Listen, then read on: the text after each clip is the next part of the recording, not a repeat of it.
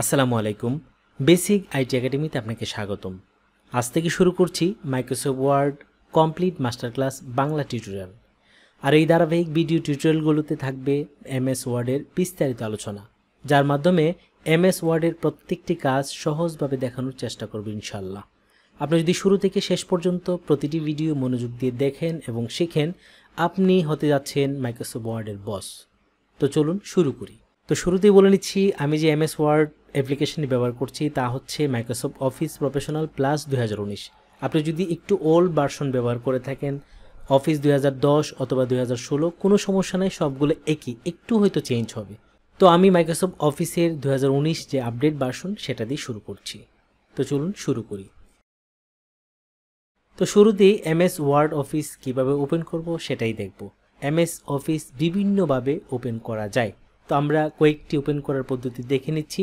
শুরুতেই আমরা কম্পিউটারে যে স্টার্ট বাটন রয়েছে সেখানে চলে আছি। আমি যখন স্টার্ট বাটনে ক্লিক করব তখন এখানে কিন্তু সব ধরনের অ্যাপ্লিকেশন রয়েছে, তো আমরা এখান থেকে কিন্তু সহজেই খুঁজে এমএস ওয়ার্ড ওপেন করতে পারি। এই যে দেখতে পাচ্ছেন এখানে এমএস ওয়ার্ড, আমি যদি এখানে এমএস ওয়ার্ডে ক্লিক করে দিই সাথে সাথে কিন্তু এমএস ওয়ার্ডটা এভাবে ওপেন হয়ে যাবে।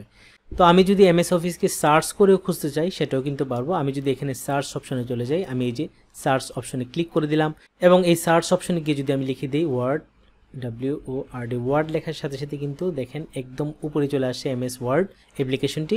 আমি যখন এখানে ক্লিক করে দিব তখনও কিন্তু এমএস ওয়ার্ডটি ওপেন হয়ে যাবে। এবং আমি যদি চাই এখান থেকে যে মাউস দিয়ে ওপেন করব সেটাও করতে পারবো। এই যে দেখতে পাচ্ছেন এখানে মাউস, আমি রাইট বাটনে ক্লিক করে দিলাম। ক্লিক করে দেওয়ার পর এখান থেকে এই যে দেখতে পাচ্ছি নিউ, এই নিউতে যখন যাব এই পাশ থেকে দেখেন মাইক্রোসফট ওয়ার্ড ডকুমেন্ট, আমি যখন এখানে ক্লিক করে দিব তখনও কিন্তু মাইক্রোসফট ওয়ার্ড ওপেন হবে। এবং আপনার ডেস্কটপে যদি শর্টকাট থাকে এমএস ওয়ার্ডের, এই শর্টকাটে ক্লিক করে ওপেন করতে পারেন, অথবা টাস্ক বারের মধ্যে যদি সেভ করা থাকে এখান থেকে ওপেন করতে পারেন। এবং আমরা সর্বশেষ এমএস ওয়ার্ড ওপেন করার যে পদ্ধতিটি দেখব সেটা হচ্ছে, আমি যখন কিবোর্ড থেকে স্টার্ট বাটনে ক্লিক করে দেব বা উইন্ডোজ বাটন ক্লিক করে যখন আমি আর এ চাপ দিয়ে দিব তখন কিন্তু রান অপশনটি আমাদের সামনে চলে আসবে এবং আমরা এখানে লিখে দেব win word, WIN, win, WORD, word লিখে যখন আমি এই ওকেতে ক্লিক করে দেব অথবা কিবোর্ড থেকে ইন্টারে চাপ দিয়ে দিব, আমি এখানে ওকে ক্লিক করে দিলাম।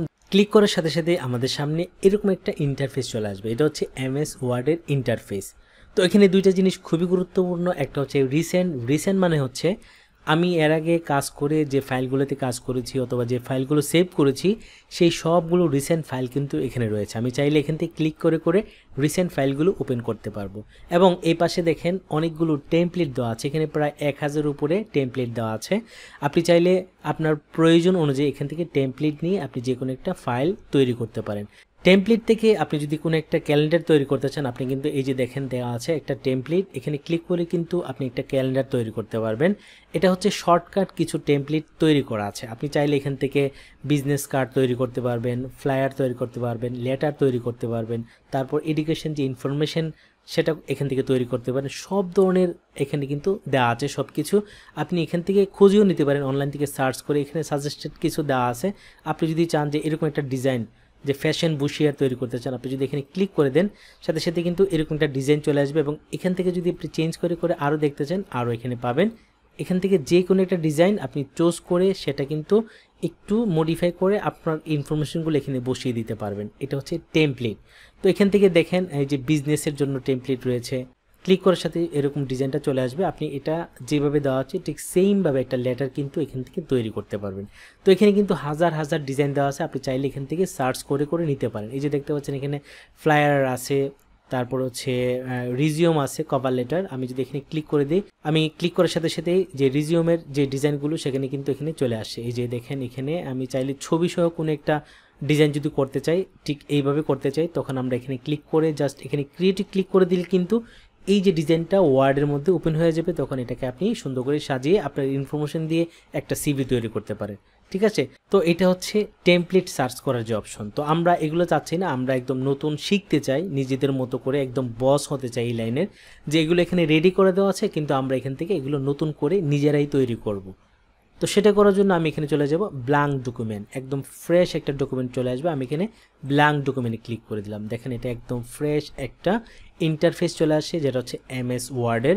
এখানে কোনো ডিজাইন নাই, কিচ্ছু নাই, আপনি নিজেই সব কিছু তৈরি করবেন। এবং আজ থেকে শুরু হচ্ছে সেই ক্লাসগুলো, যেখানে প্রত্যেকটা বিষয় আমি আলোচনা করব। আপনি যদি শেষ পর্যন্ত প্রত্যেকটা ভিডিও দেখেন তাহলে অবশ্যই আপনি এমএস ওয়ার্ডের মাস্টার হয়ে যাবেন।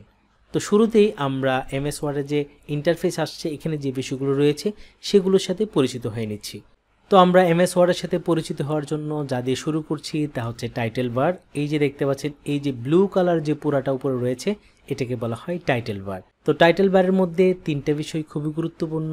শুরুতেই আমি যেটা বলবো সেটা হচ্ছে ডকুমেন্ট। এখানে দেখতে পাচ্ছেন একটা ডকুমেন্ট 1 লেখা আছে। আমি যদি ফাইলটাকে সেভ করতাম, তাহলে আমি যে নামে সেভ করতাম তাহলে কিন্তু এখানে এই নামটা দেখাতো।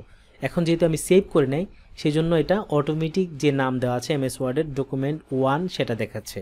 এবং আমি যদি প্রত্যেকটা ডকুমেন্ট এভাবে সেভ করে নতুন নতুন ডকুমেন্ট সেভ করি, তখন ডকুমেন্ট 1, ডকুমেন্ট 2, ডকুমেন্ট 3 এভাবে কিন্তু সেভ হতে থাকবে, সিরিয়ালে এটা চলতে থাকবে। আর আপনি যদি চান যে প্রত্যেকটা ডকুমেন্টকে আলাদা আলাদা নাম দিতে, তখন কিন্তু এখানে নামটা চেঞ্জ হয়ে যাবে। টাইটেল বারের ডান পাশে তিনটা অপশন রয়েছে, একটা হচ্ছে মিনিমাইজ, একটা হচ্ছে মিডলমাইজ বা রিস্টোর ডাউন, আর একটা হচ্ছে ক্লোজ। আমি যদি এখান থেকে মিনিমাইজ করে দিই, এটা কিন্তু মিনিমাইজ হয়ে যাবে একদম নিচে, এই যে এখানে চলে আসছে। আমি যখন আবার এখানে ক্লিক করে দেবো তখন এটা ফুল স্ক্রিন হয়ে যাবে। এবং এখান থেকে এই যে এটা দেখতে পাচ্ছেন, তারপরে মিনিমাইজের পরে রিস্টোর ডাউন, আমি যখন এখানে ক্লিক করে দেবো এটা কিন্তু মিডল মাইজ হয়ে গেল। আবার যখন এখান থেকে আমি ক্লিক করে দেবো তখন কিন্তু এটা ফুল স্ক্রিন হয়ে যাবে। এবং চাইলে এখান থেকে আমি এটাকে ক্লোজ করে দিতে পারবো। এখানে যদি আমি ক্লিক করে দিই তাহলে কিন্তু আমার যে এমএস ওয়ার্ড ডকুমেন্ট সেটা ক্লোজ হয়ে যাবে। এবং টাইটেল বারের একদম বাম পাশে যে কাজটা রয়েছে সেটা হচ্ছে কুইক অ্যাক্সেস টুলবার। এটার নাম হচ্ছে কুইক অ্যাক্সেস টুলবার। তো এই কুইক অ্যাক্সেস টুলবার হচ্ছে আপনি ডকুমেন্টে বা ওয়ার্ডের মধ্যে কাজ করতে গেলে যে টুলসের কাজগুলো প্রতিনিয়ত লাগে বা যেগুলো আপনি সবসময় ইউজ করেন, সেই টুলসগুলোকে আপনি চাইলে এখানে এই যে কুইক অ্যাক্সেস টুলবারে অ্যাড করে নিতে পারেন। এখানে দেখেন তিনটা দেওয়া আছে, একটা হচ্ছে সেভ করা, আরেকটা হচ্ছে আনডু, আরেকটা হচ্ছে রিডু। আপনি এই যে দেখতে পাচ্ছেন এর জন্য এখানে যখন ক্লিক করে দেবেন, দেখেন কাস্টমাইজ কুইক অ্যাক্সেস টুলবার, আপনি চাইলে এটাকে কাস্টমাইজ করে নিতে পারবেন। আমি যদি এখানে ক্লিক করে দিই, দেখেন এখানে অনেকগুলো অপশন দেওয়া আছে। এখানে শুধু তিনটা টিক চিহ্ন দেওয়া আছে, সেভ, আনডু, রিডু, এই তিনটা এখানে অ্যাড করা আছে। আপনার প্রয়োজন অনুযায়ী এখান থেকে কিন্তু আপনি আরও অ্যাড করতে পারবেন। এখান থেকে যদি আমি এই যে নিউ অ্যাড করতে চাই, আমি যখন নিউতে ক্লিক করে দেব, দেখেন নিউটা অ্যাড হয়ে গেল।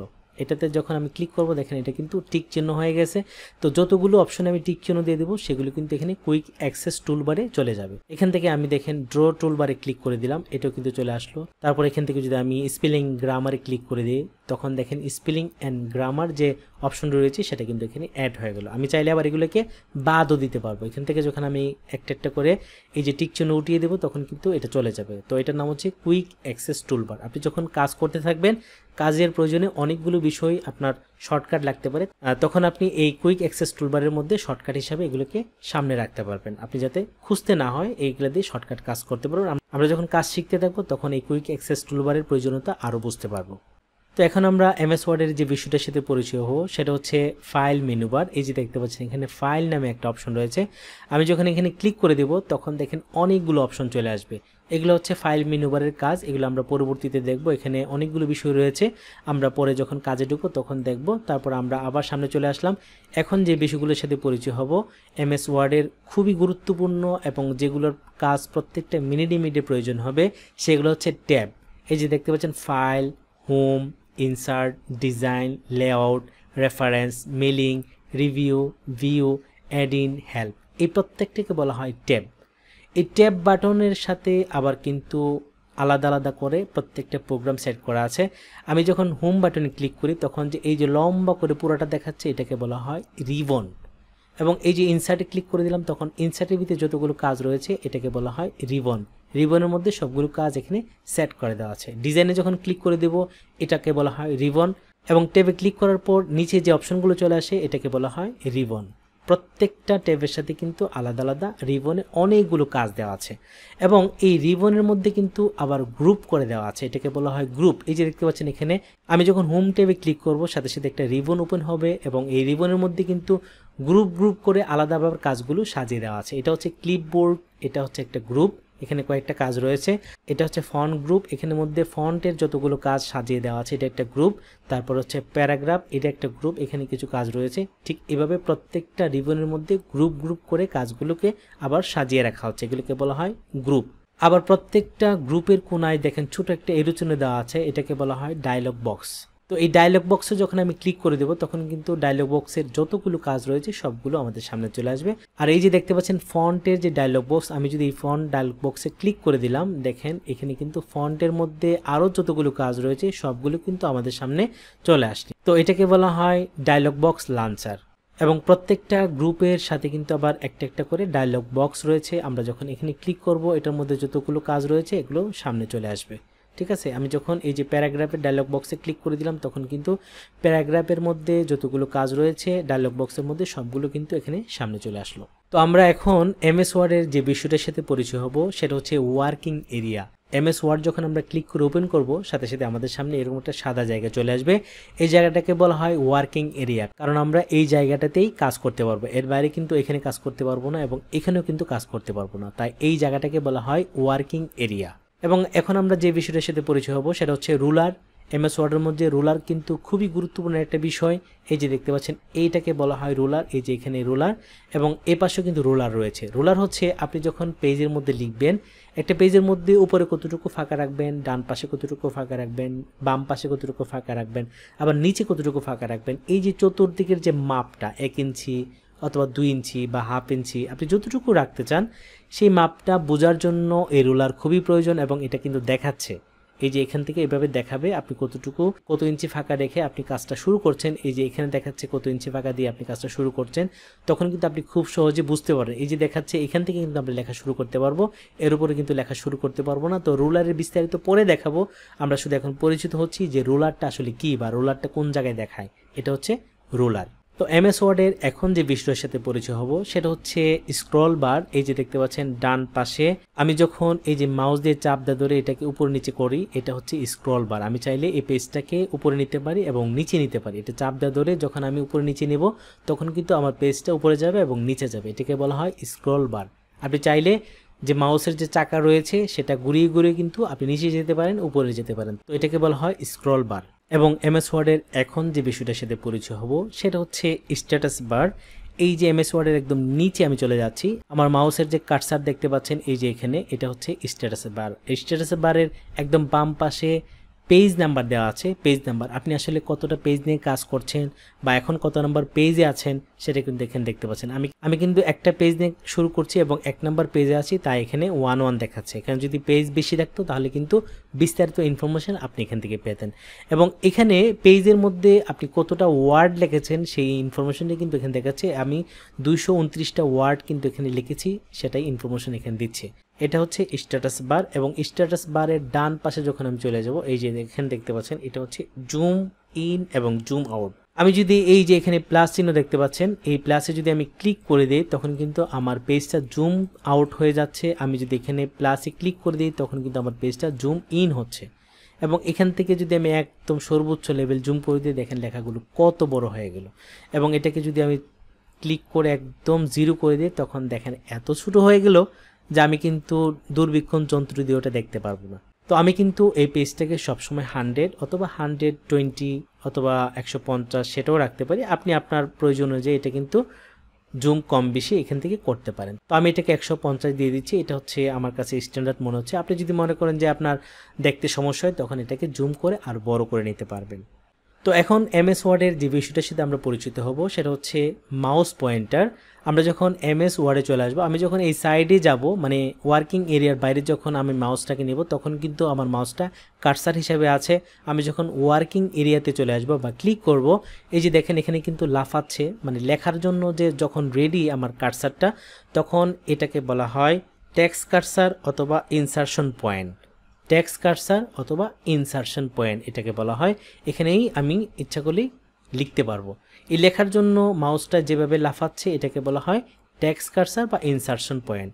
এবং একটু দূরে যখন মাউসটাকে নিয়ে আসবো তখন দেখেন মাউসের যে পরিবর্তন হয়ে গেছে আয়ের মতো দেখাচ্ছে, এটাকে বলা হয় আই বিম।